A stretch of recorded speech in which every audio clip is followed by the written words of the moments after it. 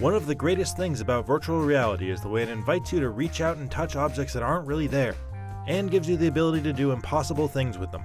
Job Simulator is an excellent demonstration of that potential, putting you in mundane situations and letting you have cartoony fun with them.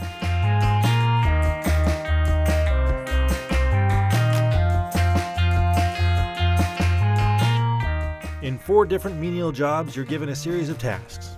Eat a donut, make soup, fix a car, ring up customers, that sort of thing. What makes doing all this stuff fun instead of actual work is that the robots don't care how you do it as long as you follow a very literal description of the task, so there's plenty of room for doing creative and ridiculous things. Each of the jobs has its own series of tasks that'll take around 15 minutes to get through, longer if you spend some time just messing around, which you absolutely should. The fun of Job Simulator comes from combining objects in goofy ways, testing to see if the developers have thought of what might happen if you put dish soap on a pizza or when you put your hand on a copy machine. It's really impressive how many of these things they've anticipated and how interactive all of these environments are. Every drawer or cabinet opens, and there's usually something fun to play with hidden in there. I ran into some of the limitations of the PlayStation camera when there was something to do behind me. My body would sometimes block the view of the Move controller, which causes the camera to lose tracking. It doesn't happen that often though, because most things are placed in front of you.